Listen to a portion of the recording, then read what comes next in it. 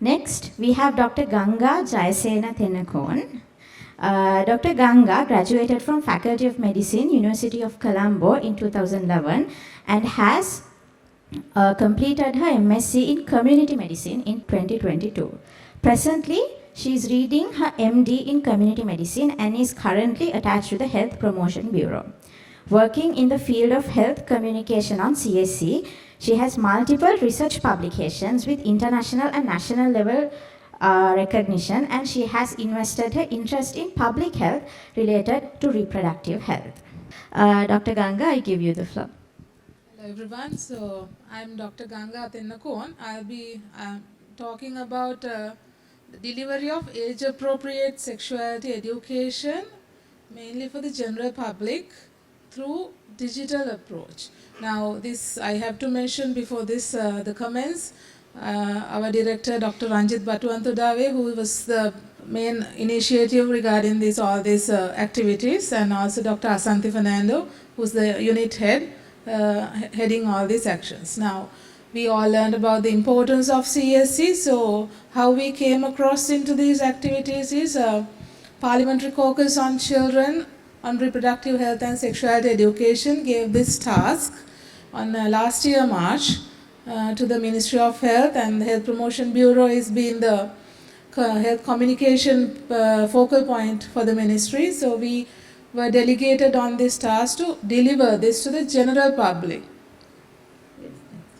So the main objective is not only awareness. So we are now more concentrated on behavior change communication. So we intend to ensure personal well-being and satisfaction among Sri Lankans by inculcating appropriate knowledge as well as attitude and practices. So the methods, when we are talking about only this activity, first after extensive literature search, we had the stakeholder mapping. As you all can see, this was an extensive stakeholder mapping, not only involving the medical and the other fraternities. So we had the academia, not only the medical again, we had sociologists, anthropologists, and psychologists who are experts in the human behavior and also the relevant clinical aspects, the pediatricians, gynecologists, psychologists, psychiatrists in again the spectrum, and then again the services relevant, the public securities, social services,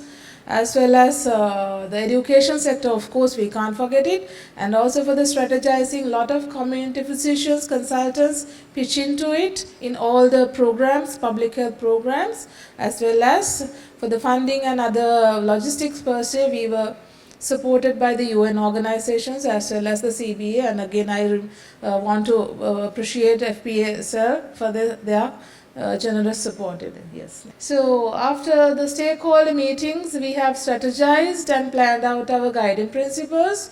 In this, our main focus was not to just go in as a de novo project. We were mainly supplementing whatever the people had in their knowledge and also giving the verified information. And another important thing here we added is life course approach, where we stressed this education has to be started from the very early stage of life and continued throughout to the life. So we are not stopping it after youth. We will be continuing it in the youth, midlife, as well as until the elderly group also. And again, all the other public health principles like all-inclusive approach with no gender discrimination or bias, all these were adhered. So in doing the situation analysis, one was very important for us. So the objective was to understand the root causes for crimes related to sexuality. So in that we have done focus group discussions on victim-based as well as perpetrator-based. So in the victim-based of the abuse victims, we contacted, this was actually a secondary type of data collection. We have interviewed officers from National Child Protection Authority, probation officers, and then also we had a perpetrator analysis with the help of police officers, computer crime investigation division, as well as the prison officers who are handling the related offences.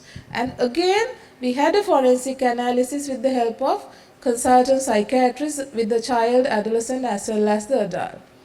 Right. And another important thing I want to stress and show you here is co-designing and co-creating with people.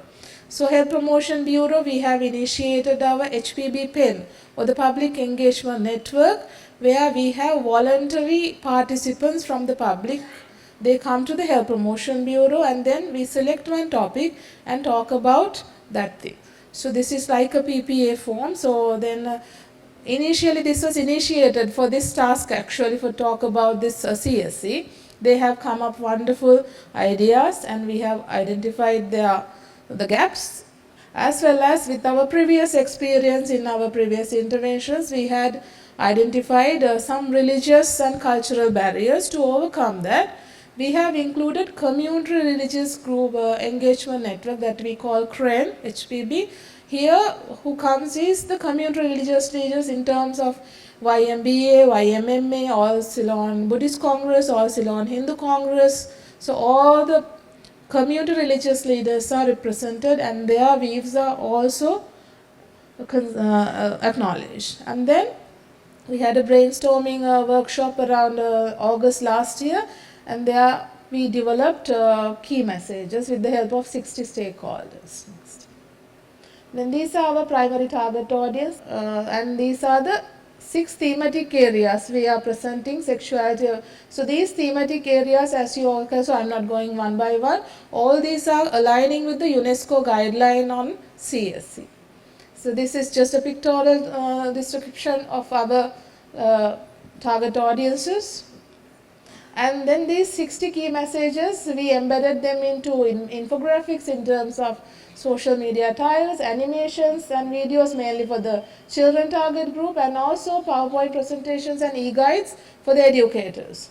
All the material underwent pre-testing on selected target audiences and also tested by the PEN and the CREN group, and then finally got the approval from the Ministry of Health. So this is just to show you how we have gone extensive criticism of all these things and how it has been developed, even the picture and all. Right.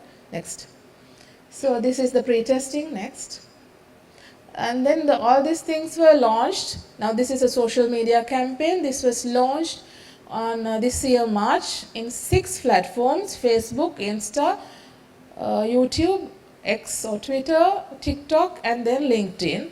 You can search this under the theme Let's Learn Live. So it's throughout all these 6 platforms are there in the internet right now. Yes.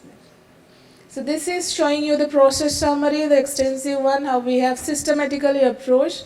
Right now we are in the monitoring part. Evaluation will be done next year after completion of 1 year. So it's just showing you with some monitoring results. Over 3 months of launch, we have reached about 1.6 million reach in Facebook with 150,000 engagement, and the Insta also has around 120,000 reach. However, these are the popular content or with the pictures. I hope now all these things are delivered in all 3 languages, Sinhala, Tamil and English. Although these are the pictures you are seeing, these are accompanied with the captions and the information. So these are only the stills. There are some animations also. So as you can see, it has reached more than 200,000 of people. Next. However, these platforms are still performing very poorly. I think mainly we need some boosting and all this technical support for this. Next. So in conclusion, social media campaign has created a supportive environment for the information seekers, and as well as in right now we are finding very difficult to find with the mass media, how to go with the mass media with their expenses. Television and all things are like out of reach with their market prices and all. But with this social media, we are reaching millions of people, and that has become very cost effective and timely also. So that's it about my presentation. Thank you.